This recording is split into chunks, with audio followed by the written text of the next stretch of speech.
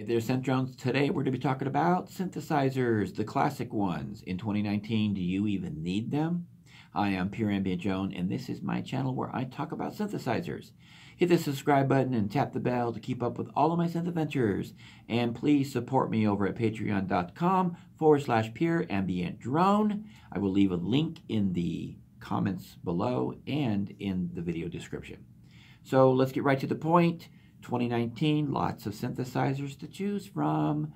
Do we even need to be looking at some of the classic synthesizers that are out there? Well, the short answer is yes. And the short answer is also no. I know that doesn't help anybody out there, but it really boils down to what are you looking for in your studio? Now, I have a Roland Juno 106, and it has a rich character about it that I can't find anywhere else. It sounds lush. Sounds beautiful. It does pads. It does just about anything I want it to do, actually. But it doesn't have any onboard effects other than chorus. And that is limiting unless I want to plug it up to a pedal, which I find myself having to do. With that being said, I have let go of some classic synthesizers. I let go of the Roland SH101. For me, it was too dated for my workflow, and I did not need all of the sounds that it's capable of doing for a monosynth. It was a fantastic sounding machine.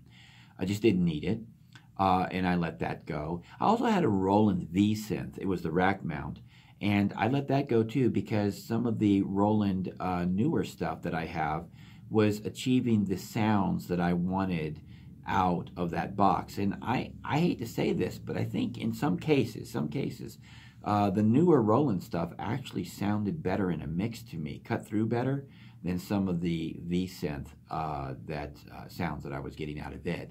But that's all subjective, and it all depends on what kind of mix you're putting together, right? So I'm not criticizing the V-Synth. A very fantastic synthesizer, and every now and then I do kind of miss it because there were some really cool features about it that I really do miss about it. You know, the DeepMind 12 from Behringer, fantastic machine. A lot of people thought it was going to take the place of the Juno 106 from Roland. I don't know if I agree with that 110%. I think it's a fantastic synthesizer, but I don't think it's a replacement for the Juno 106. Now, here's the big thing. Prices for synthesizers are doing nothing but going up, okay? Now, I have noticed that in some cases, the synthesizers that Behringer is cloning have fallen a little bit in price. I noticed that the SH101 is going back down to about $1,000, whereas even last year and before, it was hitting market price at about $1,400 to $1,500, okay, for an SH101. And now I see people trying to unload them real quick because, you know, they're anticipating the Behringer clone. In fact, when Roland introduced their VA of the SH101 in their boutique series, I noticed a small price fall for the actual classic version of it.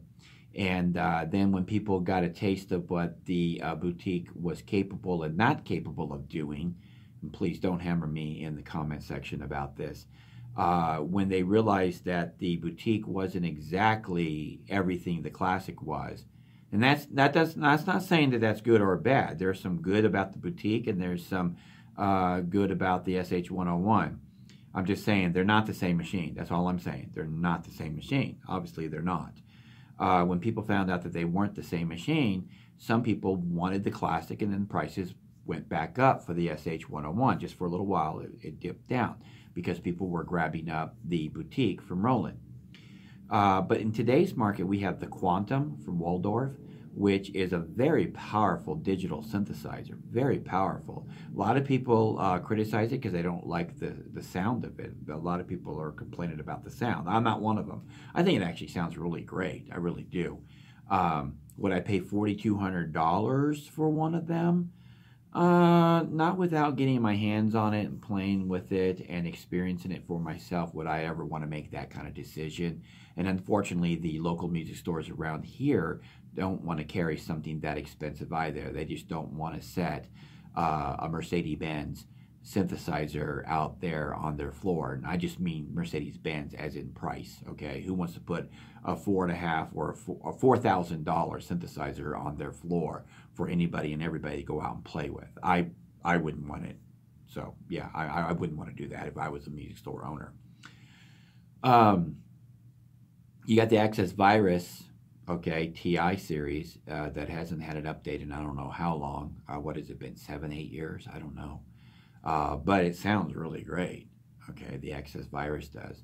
But again, a lot of people are saying that the newer synthesizers sound just like what they are, and that is software. And I'm not bashing software. Software is great. I have software synthesizers.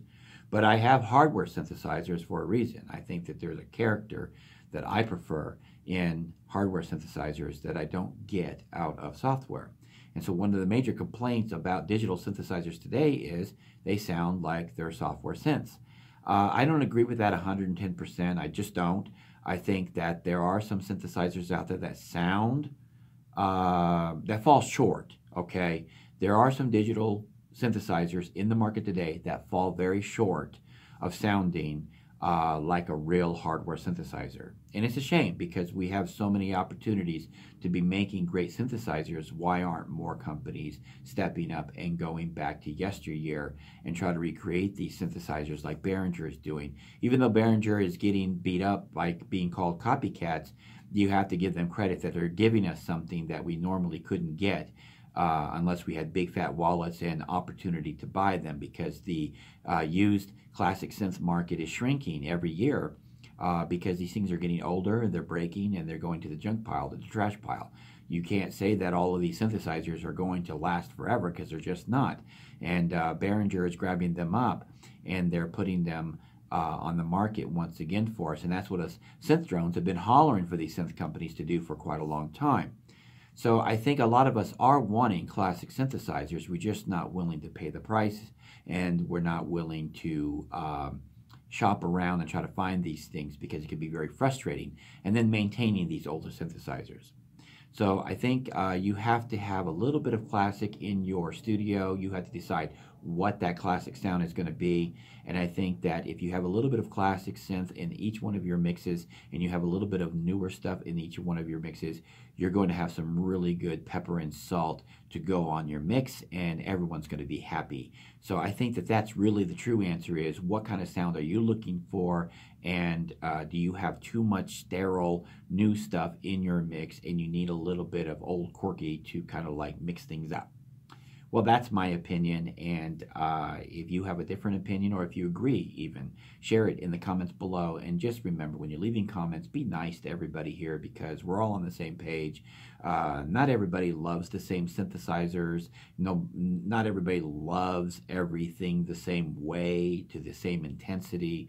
Everybody has a criticism. Everybody has a hate. Everybody has an argument. Everybody has a viewpoint that's different.